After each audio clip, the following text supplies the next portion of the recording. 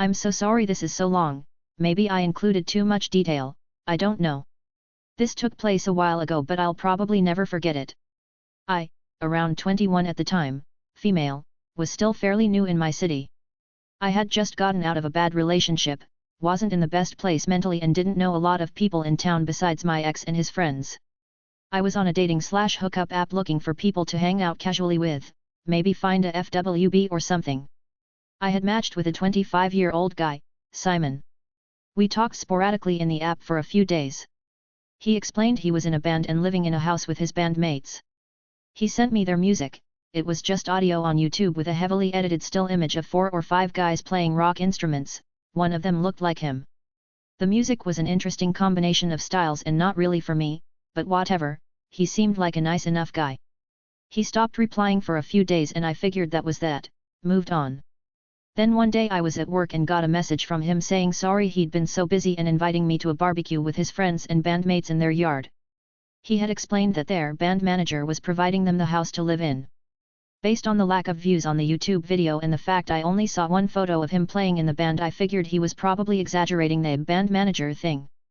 I thought it was more likely something along the lines of a bar manager friend giving them a discount on rent in exchange for being a house band at their bar or something and didn't think much of it beyond that. Normally I would have just said no to going to a barbecue alone at the home of someone I really didn't know. But I was really bored and figured I might be able to overcome some social anxiety and maybe even make some female friends there since he made it sound like a pretty big party. I put the neighborhood he gave me into maps and it was a suburban R with lots of families as far as I knew. I figured being in a yard on such a nice summer day wouldn't be overly risky because lots of neighbors would be outside. Plus it was just a few train stops away from my workplace and I was off in a few hours. I did tell him I wasn't overly comfortable with the idea since I didn't know him well, but I would stop by for a bit if I didn't need to go inside the house at all. He said that was totally fine, which made me feel a lot better. I even made sure to not drink anything for the rest of my shift so I wouldn't be risking needing to go inside to use the bathroom. I was anxious about just showing up to a barbecue with people I didn't know at all, as he implied that the event was already underway, plus I would have had a hard time finding a specific address from the backyard side, so I asked Simon if he could meet me at the train station since he said it was a quick walk anyway. He agreed to do that and I let him know when I was leaving work and what time maps said the train would get to his station. I sent Simon a message to tell him that I had arrived at the train station around 5:30 after I looked around and couldn't find him. He told me he was running behind and to just start walking toward the neighborhood. I was about halfway across the massive train station parking lot when I saw him slowly wandering toward me. I recognized his clothes, wearing bell-bottoms when they were not common, especially for men, and long hair from far away, but up close his face looked pretty different from his photos. It might have been some heavy-duty editing, I don't even know, but he kinda looked like a different guy. Older looking than the 25-year-old guy in the photos by 5 to 10 years, maybe used photos of his brother or something, I don't even know, it was before AI. This was the first real red flag, but I brushed it off.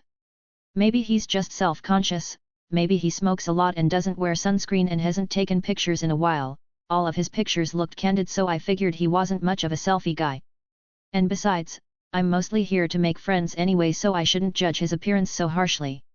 He was also clearly already drunk, but a lot of my ex's friends were heavy drinkers, so that didn't seem strange. He's hosting a barbecue after all. The second red flag came shortly after when we arrived at the front door. I reminded him that I wasn't comfortable going inside the house, but he assured me we would just have to walk through to get to the backyard. Okay, fine. It wasn't the kind of neighborhood where you could just walk around the house to get to the backyard, we would have had to backtrack to the main road to go down the alley directly to the backyard. I figured he just forgot what I said about not wanting to go inside and didn't want to cause a bunch of trouble, so I went with it. We got in the house and he immediately closed the door and locked the deadbolt and knob behind me. I didn't think that was too weird since nobody was hanging out inside and a lot of people are just in the habit of locking the door when they come in, but it did still give me the heebie-jeebies for some reason. Then Simon then told me he'd really like to give me a tour of the house. I politely declined and reminded him that I was just there for the barbecue. He said that he and his bandmates had worked really hard to get the house and he was really proud of it. At that point I was getting really skeptical because usually when guys would tell me things that seemed a bit far-fetched, they'd let the truth slip by the time they got me to their house. But still, I convinced myself that I was being unreasonable, I was already in the stupid house anyway. He insisted it'd be quick. Not the wisest choice, I know. But I was pretty good at explaining away red flags, so at this point Simon still mostly had a dopey stoner art guy kind of vibe as far as I was concerned. He really didn't seem like a threat, just an insecure oddball who sucks at communicating and fibs a bit. Not unlike my ex, who was definitely emotionally and verbally abusive, but it never escalated past that. I figured at worst he'd get handsy and I'd get called a prude for not sleeping with him. I didn't have a lot of self-worth at the time obviously, so I went with it. The tour started pretty uneventfully. Other than that, the decor in the common areas was obviously chosen by a middle-aged Martha Stewart enthusiast and not a bunch of guys in a band or their fake band manager. I didn't know if this should make me feel better or worse. On one hand, he was clearly lying, but on the other it made me think it was probably just someone's mom's house and she was out of town and he didn't want to tell me he lived at a friend's parents' home and didn't actually have a paying job. Again, total red flag, but I could rationalize it at the time. The bedroom doors were all closed, bathroom was unremarkable. He then showed me the kitchen and I finally saw through the window that there was nobody in the backyard. There weren't even barbecue supplies around. No burgers thawing on the counter, no cocktail supplies lying around, nothing. I asked him where everyone was and why he lied about the barbecue, and he told me that his bandmates were on tour still. They were just running behind due to van trouble, but they should be back any minute so we could start the party. I asked him why he wasn't on tour with them if he's in the band. I don't even remember what his answer was to that because it didn't make any sense. At this point I'm out of mental gymnastics to convince myself that this guy isn't just completely full of shit, and I'm really freaked out. Took me long enough. I'm smarter now, don't worry. I started trying to figure out a way to get out of this situation. I hoped that once he was done the tour we could go outside, even just for a minute, and I'd just leave.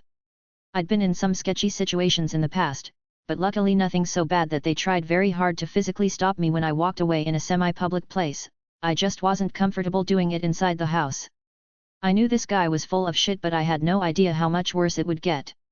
I instinctively pretended to believe his bullshit. He offered me a beer. I said no thanks because I had to work in the morning. He said okay and cracked one for himself. Then he wanted to take the tour downstairs. I could see from the top of the stairs that the basement was the dark and creepy kind with really small windows, so I refused. I asked if we could go back outside. He said after the tour. I tried to argue about going into the basement, told him I have a spider phobia, don't like basements, etc. All lies, but anything that wouldn't let him realize that he was what I was afraid of. He started to get agitated about my reluctance, so I figured it would be better to just let him show me the damn basement and then hopefully we could go outside because I really didn't know what else to do. The basement was fairly unremarkable. Couch, TV, elliptical. Until I noticed something that gave me chills.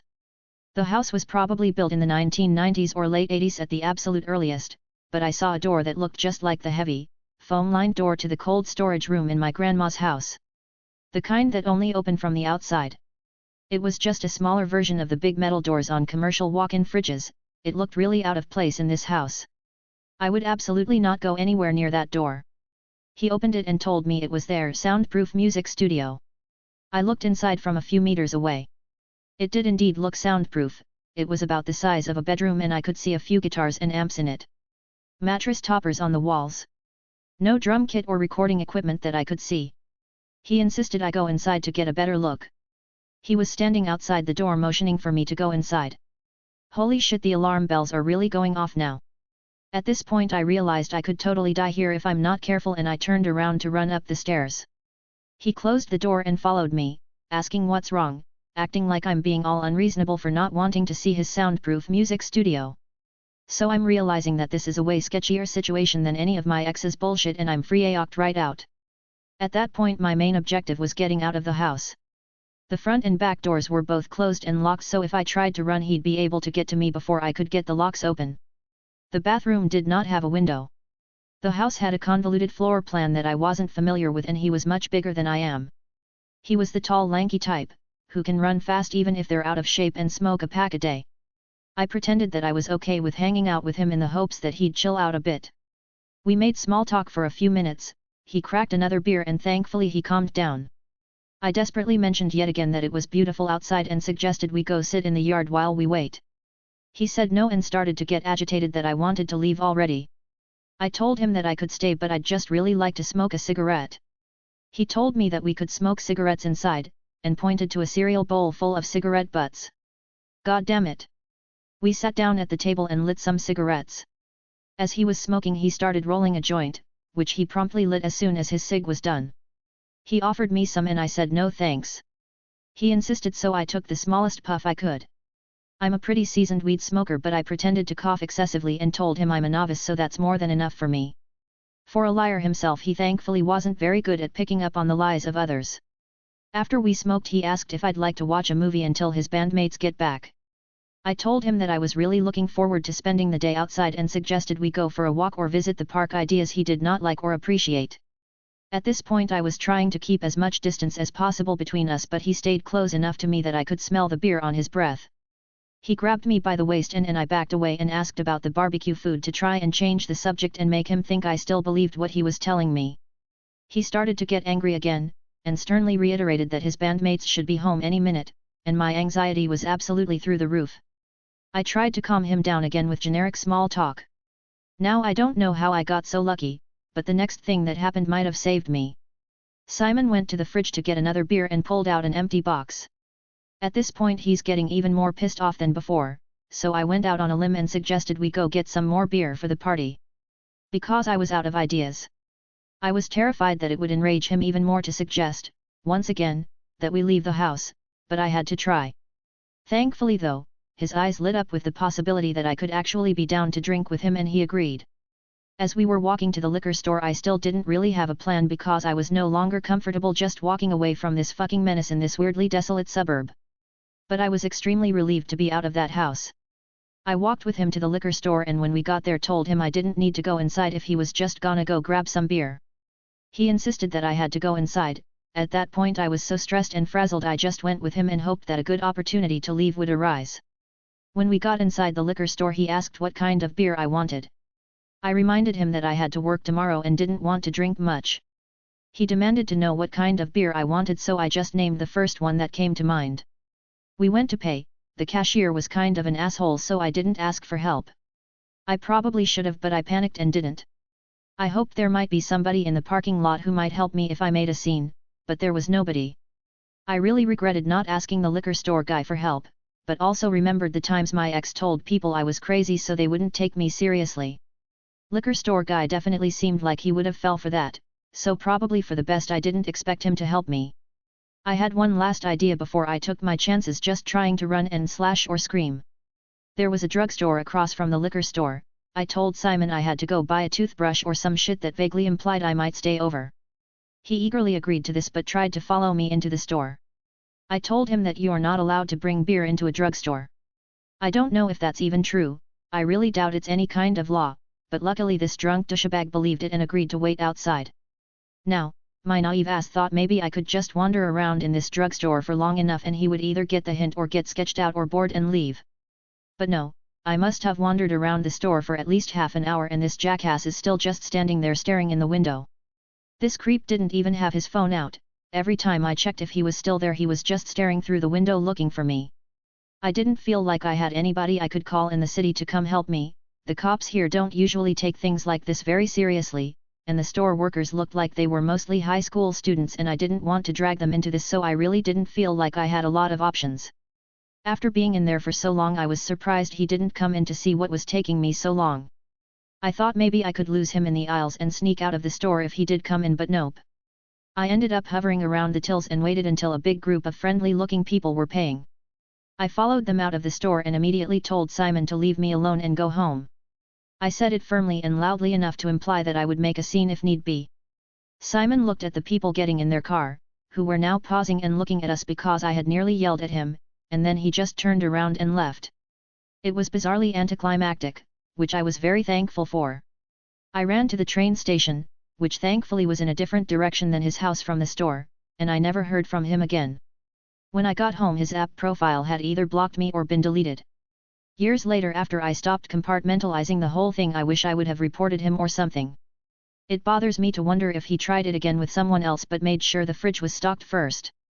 But at the time I didn't think anybody would take me seriously, I was embarrassed of my choices, and I just wanted to move on from the whole thing. Plus, all I really had was a, likely fake, first name and a general idea of where the house was, which probably wasn't even his. I'll probably never know any more than I do now, and maybe that's for the best. Anyway, Simon, you lying POS, let's not meet.